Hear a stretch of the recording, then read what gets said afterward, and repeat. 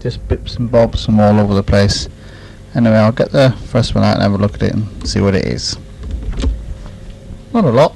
It's a bit of the south coast of the islands, of the main island there. A few rocks, might be a couple of birds around there somewhere, but not really very interested. I must have been out just wandering around then. The next one, number 2, I was trying to get some of the big waves as they were breaking over the rocks, but tried to be a bit clever here and get it all in focus. I got the rock where I was sitting in focus, but the waves are a bit blurred, aren't they? Perhaps I should have speeded up a bit. Never mind, can't win them all. Number 3 is the same one. That's a bit better. Much better one, that. You can see some of the waves breaking there. It's in focus and the rocks are in focus. Not too bad at all. Quite a nice day, wasn't it, really? Pity you can't see the wind, though. Number 4 is part of the beach. You can see all the people there. And some of the waves breaking over the rocks at the other end of the bay. Looks nice, doesn't it? Looks lovely and warm, but in fact it's pretty cold at sea. So is the wind. Number 5, you can really see the bay now. There's lots of birds. I think they're probably ducks down there running around. This beach is called Surf Bay, by the way. Well, it would be if it was warm enough to surf. I suppose if you had a really good wetsuit on and gloves and that, you could probably go out there surfing for half an hour or so. Put the telephoto lens on now, get you up a bit closer to the waves. You can see you could surf quite well in that, I think. Not much else there though. I don't think I had any filters on at all then. That's just how it is. I've now moved a bit further around the coast in amongst some more rocks. I must have had a thing for rocks that day. I think it must be ones for Christine. She used to like slosher boshers going over the rocks. Oh dear, number 8 is a bit of a disaster. No waves, nothing. Don't know what. Well, I suppose I better leave it in now, but anyway, they're better to look at than the last lot of slides I sent you on. At least you won't be going and making horrible noises and feeling ill after this lot. Well, you might be seasick, that's about all. Now number 9, that's a bit different. It's sunset over the Twin Sisters, looking out of the back of our camp. I think I probably had a sort of a reddish orange filter on to bring it out, but it does get quite red out here. Probably not quite as red as it is there, but looks good, doesn't it? Something different. Number 10, pretty confusing, isn't it? It's a mirror thing on the camera. You screw it on the front of the lens, it splits it up into 5 images, and you just turn the filter around until you get the images in the place you want them. So there should be 5 sunsets in there somewhere. Yeah, there is. 3 across the middle and 1 at the top and 1 at the bottom. Looks like a big fire, doesn't it? Good. Something different. Make your eyes water. Right. Number 11 is the same again. Same multi-image with a slightly different colour. Probably a bit darker red filter over. The other one was more of an orangey filter. I think the other one's probably better than this one. You can make out some of the hills there. Some of the bit there wasn't a bit more cloud. Number 12 with the multi-image off, and you can just make out the Twin Sisters on this one, and the sun's just about dying. Just about gone there. It's not bad. We're going to try it one night with some other filters on, get some different ones. Yeah, it really is a pity there wasn't a bit more cloud. I have to try it again another night. Here we are, back amongst the rocks again. Bit of wildlife this time. Quite difficult to photograph these jackass penguins. You can see one sitting on the rock there, just about to jump in after running, probably belting down the beach there. They're the ones that live in the holes, like rabbits. Anytime you get anywhere near them, they just disappear and look at the hole at you. If you're having to catch them out like this, they either got to go back into the sea or run for the burrow, whichever's the closest. Quite interesting. They're fairly big penguins, them. Very, very sharp little teeth they've got, and if you sort of put your finger anywhere near them, they probably shred it quite easily. Number 14, there's the old jackass again. They have a lot of fleas as well, these penguins, around their sort of rookeries. If you walk around there for a long time, if you've got sensitive skin, you get bitten by these fleas that seem to live in their rookeries. I don't know if they live actually on the penguins. I suppose there's a couple in the sea there as well. I haven't noticed them before in the waves. Look closely, you can see them there in the top right hand corner. They don't have to get bashed around these lot. They sort of jump off these rocks into the sea, and the waves pick them up and smash them against the rock, and they sort of get up, just shake their head and jump back in again. Mad. Really tough, solid little things though. Number 15, there's a couple of jackasses there, poking their heads out of their little hole. I tried to get closer, but they just disappeared there. So and that was with a telephoto lens on. Quite shy penguins. Well, that time of the year they were. They might be a bit better now. So on to the next one. Number 16, there's a jackass in its hole. You can just see it. They can't look straight ahead. They have to turn their head sideways to look at you. So all the time you're looking in the hole, their head's going from side to side as if they're watching a tennis match at Wimbledon, you know. Just like a lot of jackass penguins. Side to side all the time they do it. Clever. Number 17, he's getting a little bit braver, but I don't think he'll come out much more than that. But you can see the beak on it there. Quite vicious. Really take your finger off if you're not careful. Their eyes are a funny sort of reddish colour. Didn't show too well on this photograph, but and apparently their eyes get tired very quickly. If you stay there for a long time, look at them, they just sort of wrapping, turn around and thin out down the hole out of the way. Now number 18 is a bit of a disaster. I put a filter on to try and bring the sand out because it was the sun was out and it's very, very white and glary, so I put this filter on to stop it all down, and I forgot to compensate on the light reading, so it's a bit dark. Sorry about that one. Try again later. I've just realised I've had the other microphone of these mics sat on top of the tape recorder, and every time I've pressed the pause button to change the slides, you've probably been getting a big click coming through on the other channel. Sorry about that, but I'm not going to do them all again. I'll listen to it later if it's not too bad. You just have to put up with a click on the first few slides. Anyway, back to the slides again. Number 19. Oh dear. Yes, well, the least said about that, yeah, well, that's a bike. Bye.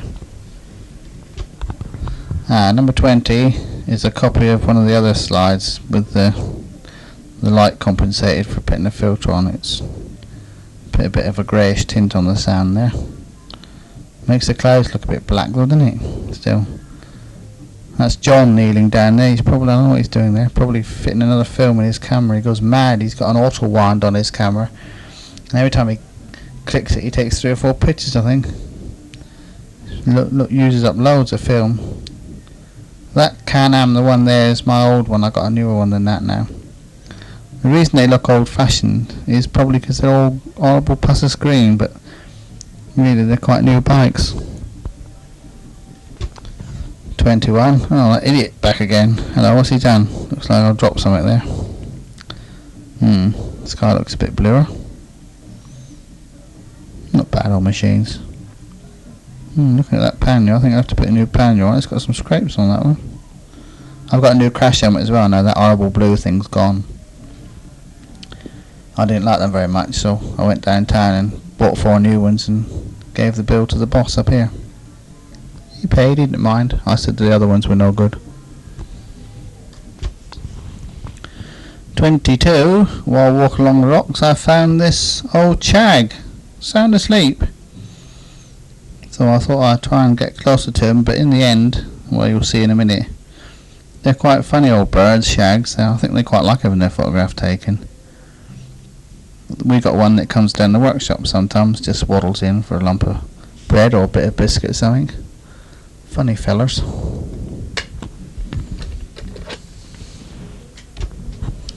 "23, here we are. I've woken him up now. I got quite close to him and then just sort of made a few grunts and groans, and he doesn't look too happy actually, does he, about being woken up? Oh, mind you, I don't suppose we all look very happy when we're first woken up. In fact, in number 24, he looks decidedly cross there, or worried. Quite nosy. He didn't mind me getting close to him though. Look at the size of them feet. Blimey. Quite a smart little fella really, isn't he? Number 25 is the old shag again. I told you they like having their photographs taken. I think this, you must be getting on a bit, this old birdie. Looks a bit grey there on the back. Paint's coming off, I expect. It's a China one really, you know. Just stuck it there on a rock. Looks a bit happier now though. Don't really know what sort. I think it's just a rock shag. Not sure. I think the king shag's probably a bit bigger. Stephen left to look it up in one of his books. See what it is. I think it's a rock shag. Don't know what the proper name is. He's here again. Same old fella. Oh well, won't waffle on about that.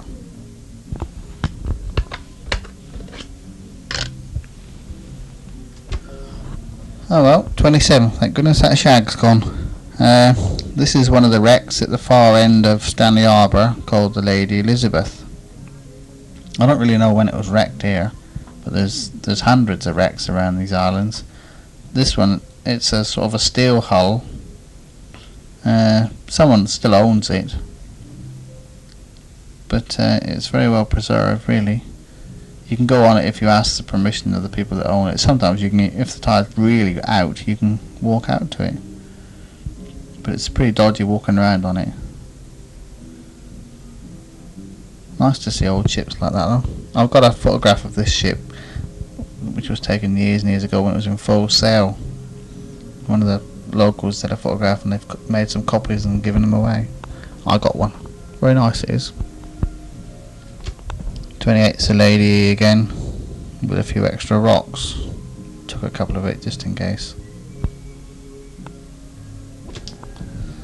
29, I put the old telephoto lens on to let you have a look at it. You can actually see the plates, the steel plates there now, the square plates, and the very short bowsprit, part of the mast.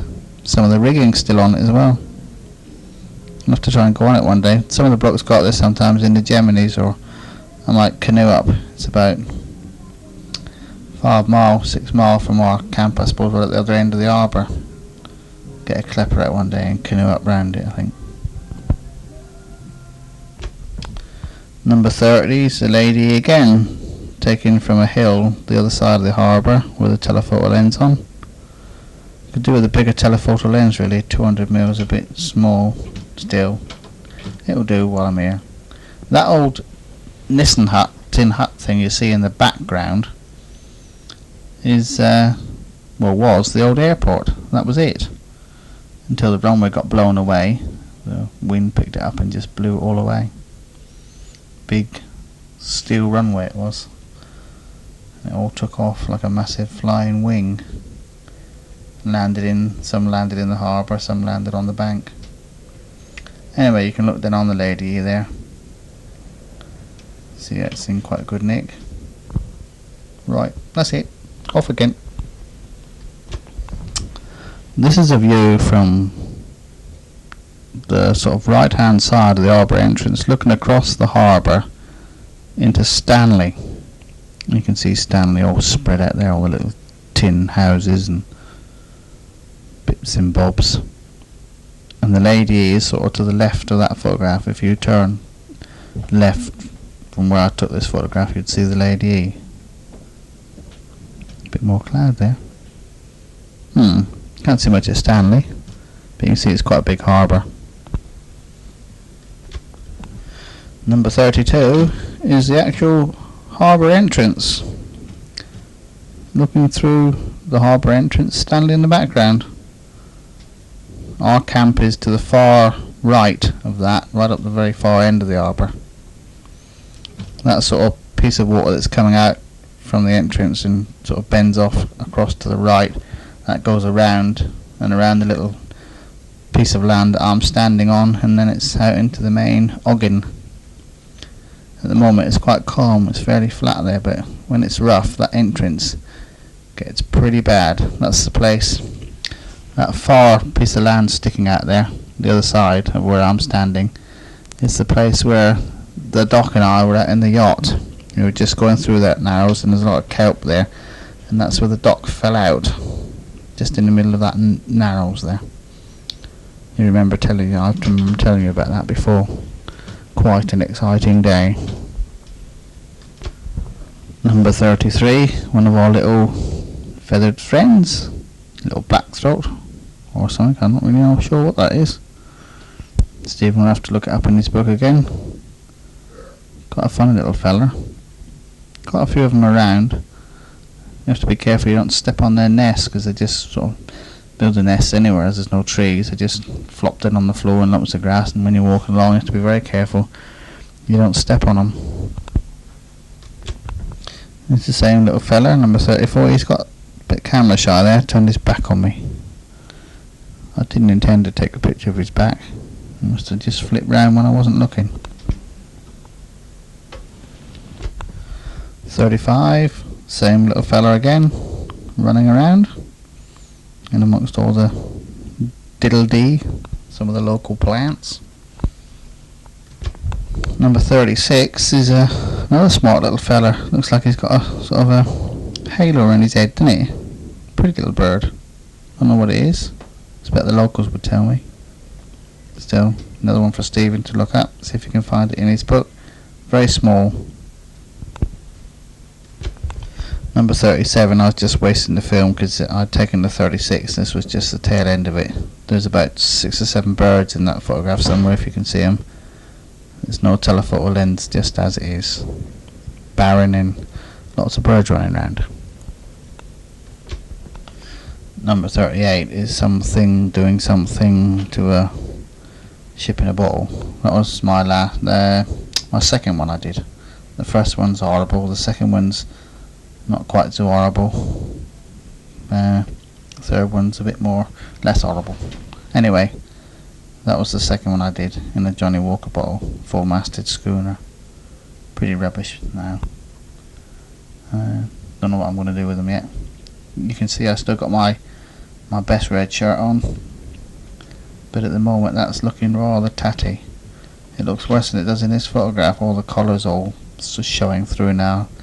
One day I'm really going to have to throw it away. The sleeves hanging off as well. Never mind. Well, that's just about come up to the end of this tape, I think. There's not much left on it. I'll tell you a bit about today just to finish it off. The weekend, it's been a very nice sunny day with winds somewhere in the region of 40 knots, continuous 40 knots, sometimes probably going up even higher. So you don't really go out walking around. It's a pity really. It's alright walking into town with the wind, but walking back, well, that's another thing. But the best thing is it sort of drops off around sort of 7-8 o'clock at night. It calms down so you can go out in the evening.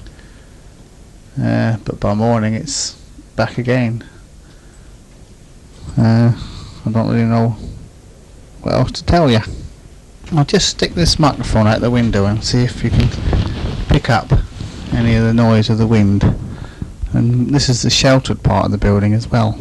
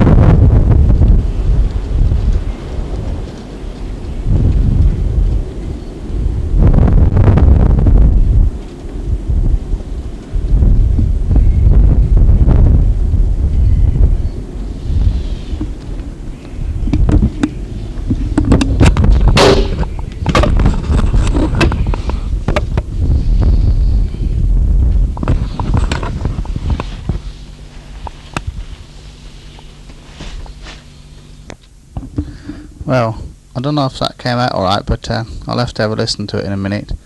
One of the big loud bangs you might have heard. I dropped one of the microphones out the window. Sorry about that. Anyway, I've got to go and do a bit of work now. I'll be back in about 2 or 3 minutes and finish this off. Well, just about come to the end, so I'll say cheerio. I'm off to have a shower now before supper. Get nice and fat again. Ready to come back to UK. I'll have to think of something else to put on the other side of this tape. Anyway, see you later. Bye for now. Bye.